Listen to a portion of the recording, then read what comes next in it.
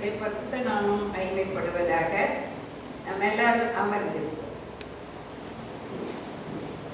கர்த்தருக்கு ஸ்தோத்திரம். இந்த நாளில் உங்களுடைய சபையிலே வந்து ஆண்டோடைய செய்தியை பகிர்ந்து கொள்ள கர்த்தர் கொடுத்த கிருபைக்காக கர்த்தருக்கு ஸ்தோத்திரம். வாய்ப்பளித்த தம்பி அருள் அவர்களுக்கும் சபையிலே யாவருக்கும் அன்பான வாழ்த்துக்கள். கர்த்தருடைய ஆவியானவர் நம்மோட பேசும்படியாக நாம் ஜெபத்தோடு இருப்போம். இந்த நாளில் நம்முடைய திருச்சபையின் ஒழுங்கின்படி கொடுக்கப்பட்டிருக்கிறதான தலைப்பு என்ன சொன்னால், பாவத்தின் அடிமைத்தனத்திலிருந்து விடுதலை. சொல்லுங்க, பாவத்தின் அடிமைத்தனத்திலிருந்து விடுதலை. அப்போ அந்த நாளில் இந்த கருத்தை நம்மோட பேசும்படியாக நாம் ஜெபம் ஊக்கமும் மன தீர்க்கவும் வேணும், சுவிசேஷ உரையை உற்று பார்த்ததில் தேரவும் வேணும், ஆக்கமும் அன்ப சேர்க்கையும் வேணும், உனக்கூழியம் செய்ய ஆவியும் அதின் ஈவரும் வேணும், ஏக்கமும் மன கவலையும் நித்திய இன்பமுள்ள உன் அன்பின் நல்திரு வாக்கை நோக்கி இருப்பதாயன்மம் வாரும் கிருபை தாரும் ஐயனே, நம்பினேன் உன தடிமை நானையா, நம்பினேன் உன தடிமை ஐயா, திடப்படுத்தி எந்தனை நடத்தி காப்பது கடமைதான் ஐயா. அல்லேலூயா, அல்லேலூயா. நேசிக்கிற நல்ல ஆண்டவரே, இந்த ஓய்வு நாளின் காலை வேலைக்காக உமக்கு ஸ்தோத்திரம்.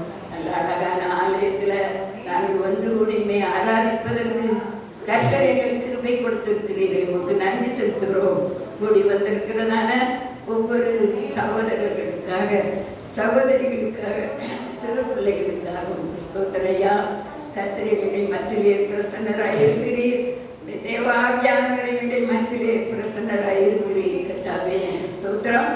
இவர்களை விடுதலை கொடுக்கிறவர் என்றுதான செய்தி இந்த நாளில் எங்களுடைய மத்தியிலே நீர் பேசுகிறதற்காக நன்றி செலுத்துகிறோம்.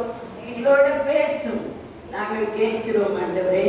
சாமுவேலை சொன்னது போல கர்த்தாவே சொல்லும், அடியேன் கேட்கிறேன் எங்களுக்கு சொல்லுங்க, நாங்கள் கேட்கிறோம். எங்களுக்கு ஆசீர்வாதம் வாங்கி தர முடியாது ஜெபிக்கிறோம்.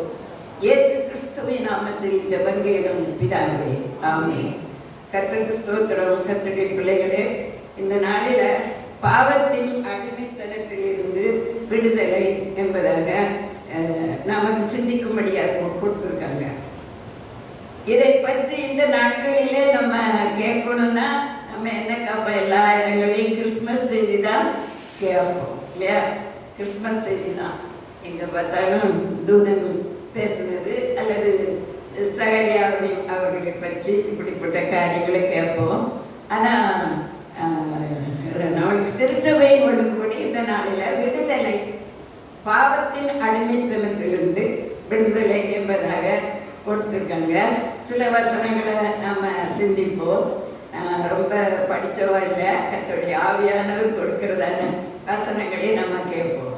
முதலாவதாக நம்மளுக்கு இந்த நாளை கொடுத்திருக்கிறதான வசனம் அப்போஸ்தலனாகிய பரிசுத்த பவுல் ரோமருக்கு எழுதின நிருபம் 8ஆம் அதிகாரம் 2வது வசனம். ரோமர் 8:2.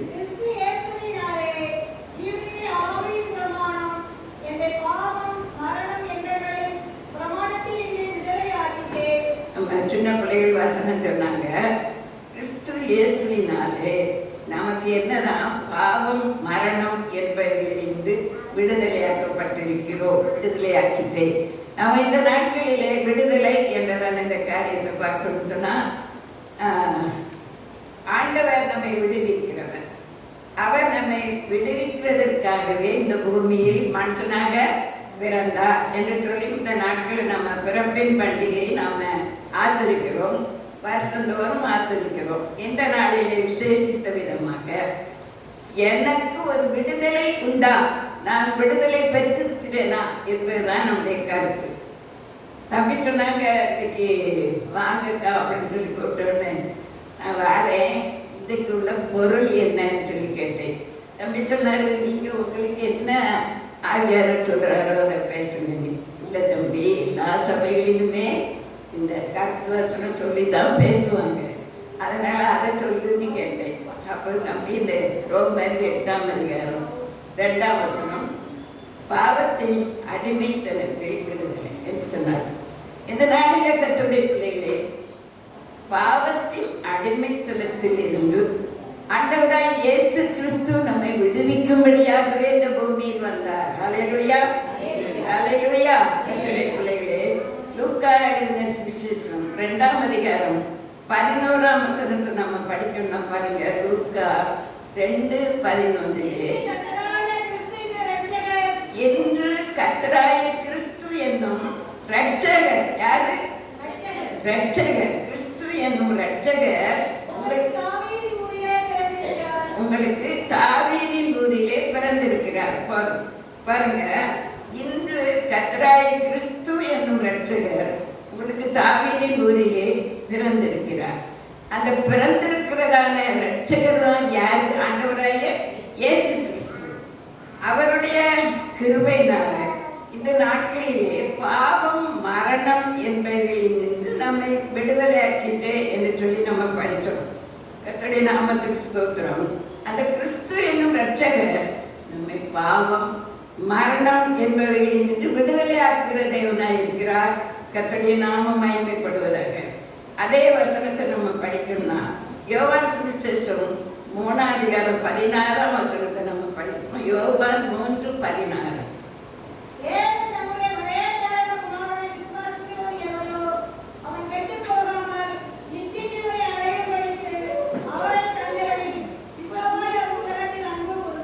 வசனம் என்ன சொல்லுது பாருங்க, தேவன் தம்முடைய ஒரே பேரான குமாரனை விசுவாசிக்கிறவன் எவனோ அவன் கெட்டு போகாமல் நித்திய ஜீவனை அடையணும்.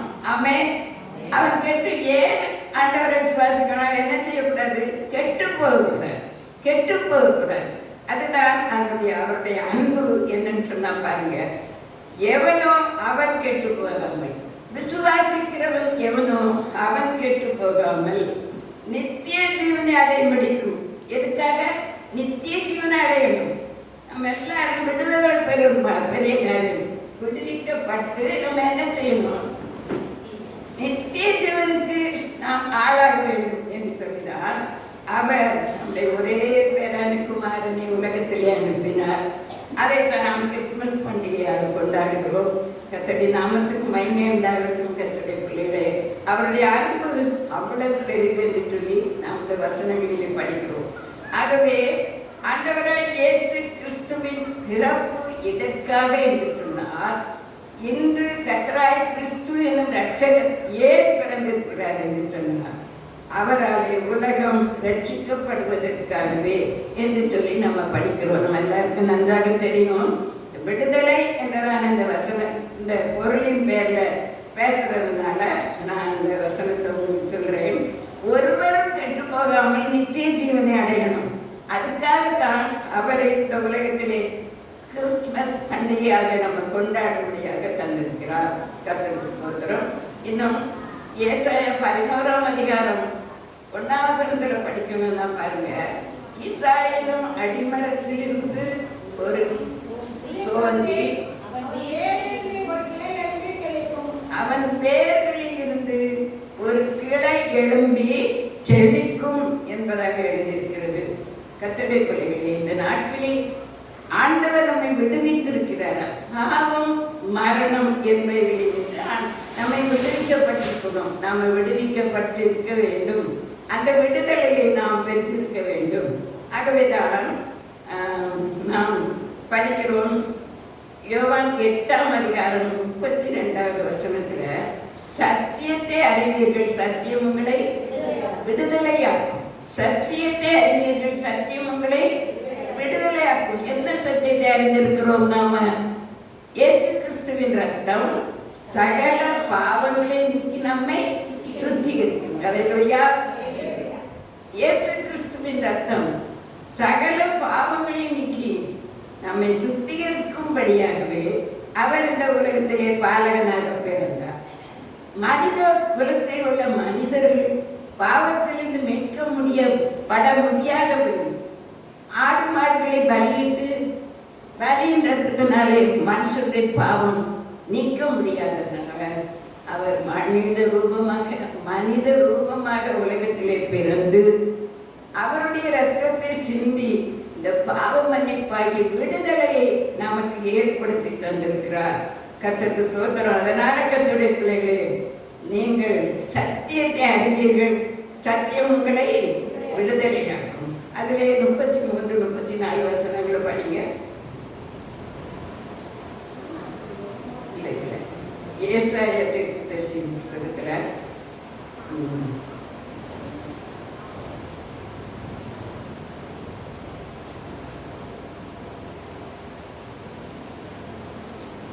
யோவான் 3:16 ஒருவர் கெட்டு போகாமல் நித்திய ஜீவனை அடைபடிக்கு அவர் உலகத்திலே அவர் அனுப்பப்பட்டார் என்று சொல்லி நம்ம பார்க்கிறோம். இன்னும் கூட நம்ம பார்க்கணும்னு சொன்னா பாருங்க, அவராலே உலகம் ரட்சிக்கப்படுவதற்காகவே அவர் அனுப்பினார் என்று சொல்லி பார்க்கிறோம். யோவான் 8:32 நினைக்கிறேன், அதை படிங்க.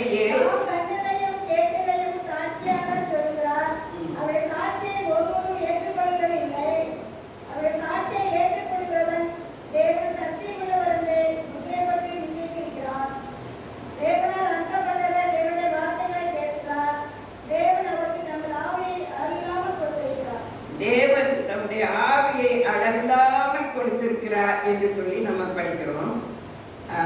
அதை 8:32 தம்முடைய சொந்த குமாரன் என்றும் பாராமல் நம்ம எல்லாருக்காகவும் அவரை ஒப்பு கொடுத்தவர் அவரோட கூட மற்ற எல்லாவற்றும் நமக்கு அருளாதிருப்பதை பாருங்க.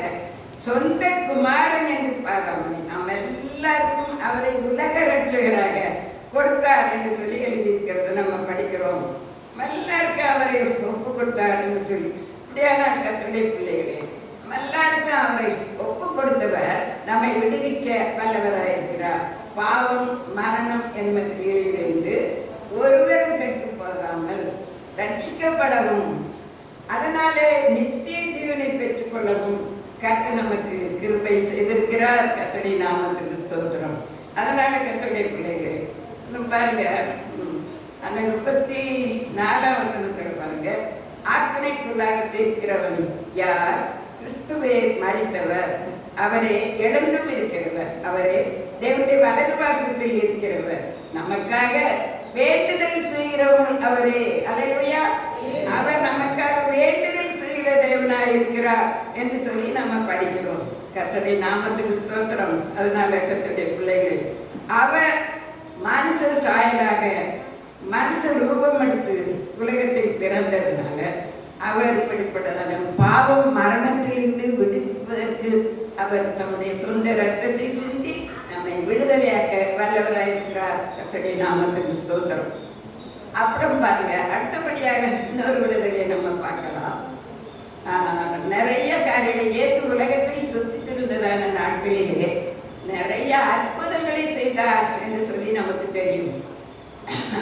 ஆகவே அந்த ஏசாயா 11 அதிகாரத்தில் நம்ம படிக்கும்போது பாருங்க, அங்கே சொல்லப்பட்டிருக்கிறது 2ஆம் வசனத்துல ஞானத்தையும் உணர்வையும் அருளும் ஆவியும், ஆலோசனையையும் பலனையும் அருளும் ஆவியும், அறிவையும் கர்த்தருக்கு பயப்படுகிற பயத்தையும் அருளும் ஆவியும் ஆகிய கர்த்தருடைய ஆவியானவர் அவர் மேல் தங்கியிருப்பார். அல்லேலூயா.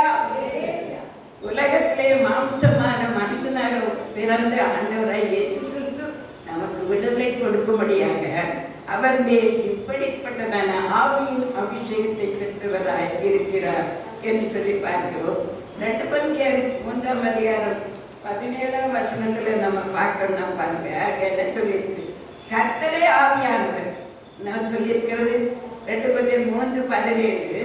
கர்த்தரே ஆவியானவர். கர்த்தருடைய ஆவி எங்கேயோ அங்கே விடுதலை உண்டு. அப்படியானால் ஆண்டவர் 2வது முறையாக நம்மை விடுவிக்கிறது நம்முடைய பாவத்திலிருந்து மாத்திரமல்ல, அவர் நமக்கு ஞானம் இல்லாதவர்களுக்கு ஞானத்தை தருகிறார்.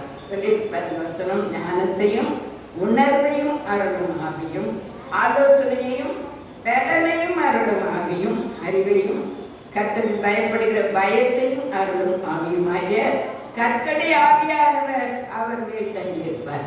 அந்த ஆவியானவர் இந்த நாட்களிலே நமக்கு இந்த விடுதலை கொடுக்கிறது மாத்திரமல்ல, இப்படிப்பட்ட ஆவிக்குரிய அபிஷேகத்தை தரும்படியாகவும் நம்மை விடுதலையாக்குகிறார் என்று சொல்லி நம்ம பார்க்கிறோம். மட்டுமல்ல, பிரசங்கி 8 கடைசியில சொல்லியிருக்கு, துன்மார்க்கனை அவருடைய துன்மார்க்கம் விடுவிக்க மாட்டாங்க.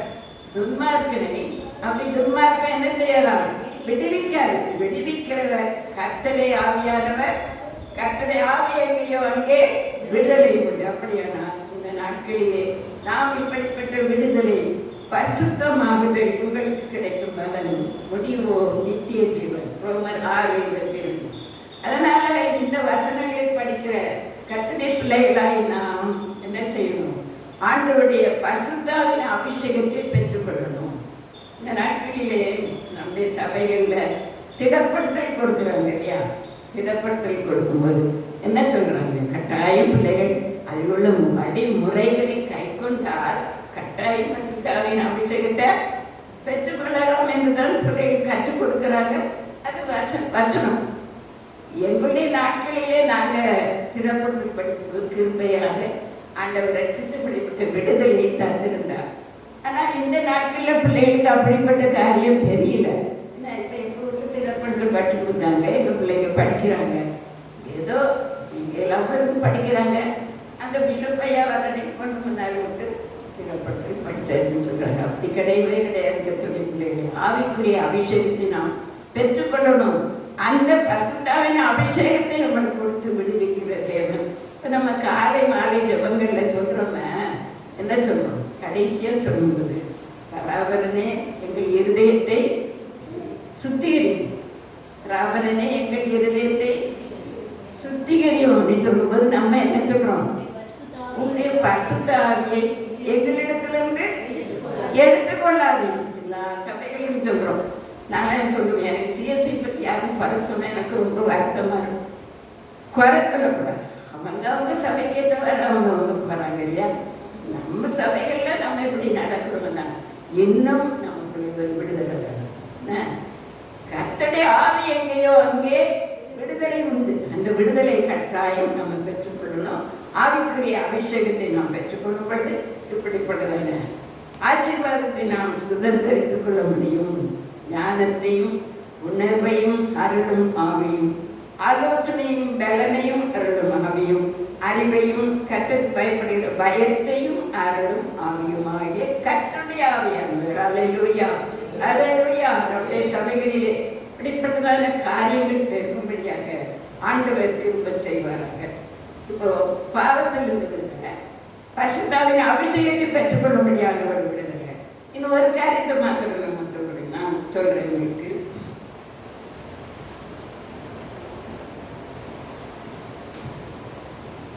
ரோமர் 10:1 பவுல் சொல்றாரு, சகோதரரே, இஸ்ரவேலர் ரட்சிக்கப்பட வேண்டும் என்பது. அதை வாசிங்க. ரோமர்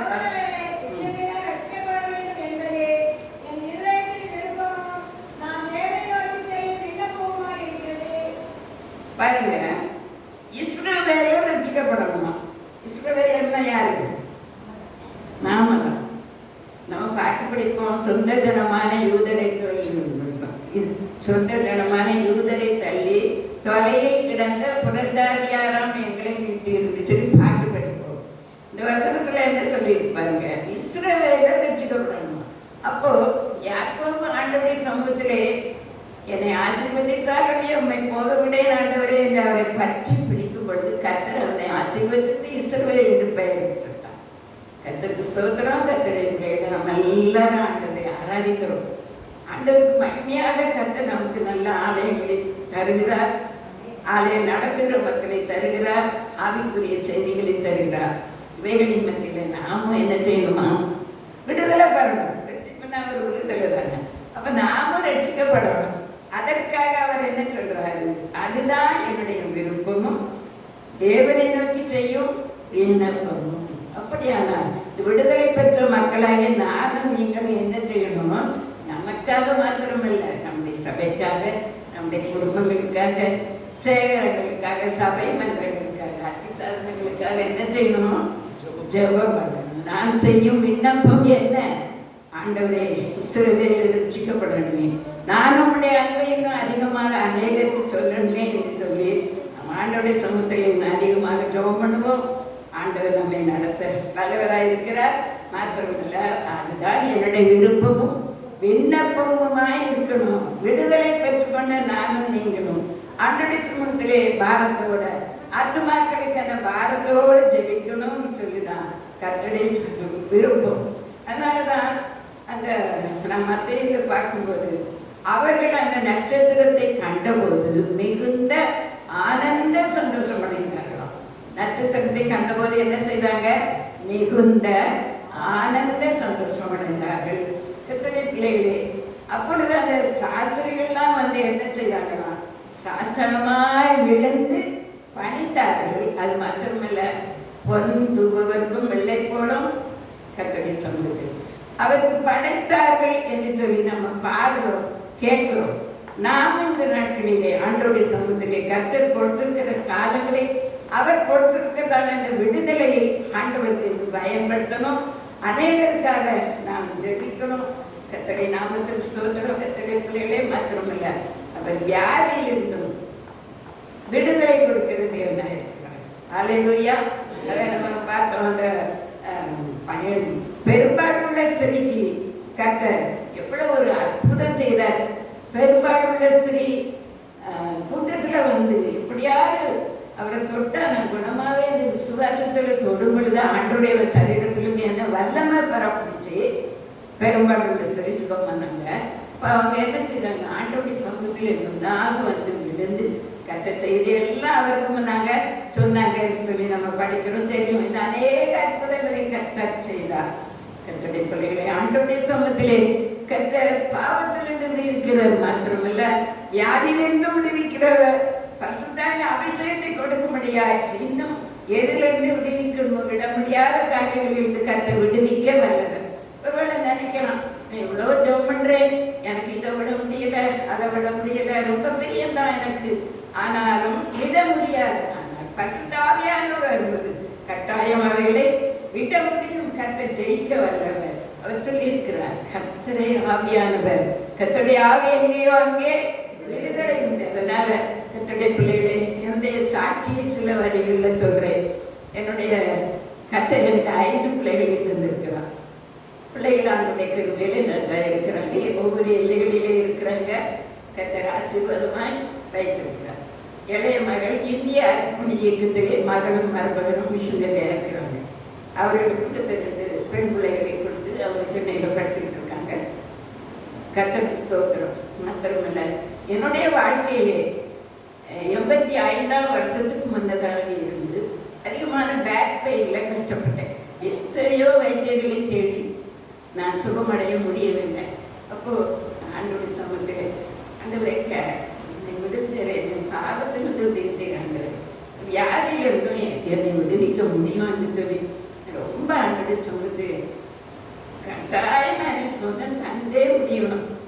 4 பெண் பிள்ளைகளும் 1 பையனும். இந்த பெண் பிள்ளைகளுக்கு நான் இல்லாமல் இருக்கவே முடியாது. அதனால் ஒரு வீட்டுக்குள்ளே பாத்ரூம் இருந்தாலும் எழுந்து போக முடியாத சூழ்நிலையில் இருந்தேன். இப்போ நீங்கள் என்னைய பார்த்தா நல்லா இருக்கேன்னு நினைக்கலாம். கர்த்தர் சொல்கிறார், உன் பலவீனத்திலே என் பலன் பூரணமாய் விளங்குன்னு சொல்லி கர்த்தர் என்னை பலப்படுத்தினார் பாருங்க. அப்போ ரொம்ப முடியாது, இவ்வளோ வைத்தியங்களை செய்து ஆண்டவருடைய சமூகத்திலே பொருத்தனையோடு ஜெபம் பண்ணேன். ஆண்டவரே, எனக்கு இன்னும் ரொம்ப வயசாகலை, 86ஆம் வருஷத்தில் ஆண்டவருடைய சமூகத்திலே ஆண்டவரே, நான் ரொம்ப படிக்கலையா, எங்கள் உள்ளூர் படிப்பு 8ஆவது தான் படிச்சிருக்கேன். நீங்கள் ஞானம் தந்தார், ஞானத்தையும் உணர்வையும் அருளும் ஆவியானவர். கர்த்தருடைய ஆவி எங்கேயோ அங்கே விடுதலை உண்டு. என்னை விடுவித்தால் நான் நமக்கு சாட்சியாக இருப்பேன். எனக்கு செய்ததை எல்லா ஜனத்துக்கும் நான் போய் சொல்லுவேன் சொல்லி ஆண்டவருடைய சமூகத்திலே ஜெபம் பண்ணி 1 மாதம் வரைக்கும் உபவாசம் பண்ணி ஆண்டவருடைய சமூகத்திலே ஜெபம் பண்ணி கர்த்தர் கிருபையாக எனக்கு இந்த இந்த நாட்களில் நான் இந்த பேக் பெயின் வந்தது மட்டும் இல்லை, நடக்க முடியாமல் ஆயிடுச்சதுக்கு அப்புறம் நடக்க முடியாமல் இருந்தேன். கர்த்தர் என்னை இந்த வயசு வரைக்கும் நடக்க வைத்திருக்கிறார். கர்த்தருக்கு ஸ்தோத்திரம். இல்லையா? மாத்திரை மருந்து நான் போடலை, அதுக்காக இப்போ நான் போடுறேன். இப்போ சுகர் பிரச்சனை எல்லாம் போடுறேன். ஆனால் அந்த நாட்களில் கர்த்தர் என்னை விடுவித்தார். பாவத்திலிருந்து விடுவித்தார், சாபத்திலிருந்து நோய் இருந்தும் என்னை விடுவித்தார். இவ்வளவு நாட்கள் நான் நடக்கிறேன்னு சொன்னால் நீங்கள் ஆச்சரியப்படுவீங்க. இப்போ ஆண்டோடைய கிருபையினால எனக்கு வயசு 80. கர்த்தருக்கு ஸ்தோத்திரம். இத்தனை வருஷம் ஆண்டவர் என்னை நடக்க வச்சிருக்கிறார் பாருங்க. இவ்வளோ ஒரு அற்புதம். அதுக்காக இந்த நல்ல தம்பி கூப்பிட்டு வந்தேன். பாருங்க, இத்தனை வருஷமாக 5 மக்களுக்கும் கல்யாணம் முடிச்சு 5 பிள்ளைகளுக்கும் பேர பிள்ளைகளை கற்றுக்கிட்டார். ஆண்டோடைய ஊழியத்தை செய்யும் கற்றுக்கிறார். ஹல்லேலூயா, ஹல்லேலூயா. ஆண்டோடைய சமூகத்தில் கேட்டேன், கர்த்தர் எனக்கு கொடுத்தார். என் நாமத்தினாலே இவைகளை கேட்பீர்களோ அவைகளை எல்லாம் பெறுவீர்கள். இந்த வசனம் ஒன்று இருந்தில்லை, எல்லாம் பெறுவீர்கள். கர்த்தர் எனக்கு அப்படி செய்தார். அதனால கர்த்தருடைய பிள்ளைகளே, இந்த நாட்களில் எனக்கு செய்த தேவன் உங்களுக்கும் செய்ய வல்லவர். கர்த்தருடைய ஆவியானவர். கர்த்தருடைய ஆவி எங்கேயோ அங்கே விடுதலையும் உண்டு என்று சொல்லி கர்த்தர் நம்மை விடுவிக்கிற தேவன். பாவத்திலிருந்து விடுவிப்பார், நோயிலிருந்து விடுவிப்பார். கர்த்தருக்கு ஊழியம் செய்வதற்கும் விடுதலையான கிருபைகளை தருவார். கர்த்தருடைய நாமம் மகிமைப்படுவதாக நம்ம சொல்லணும்.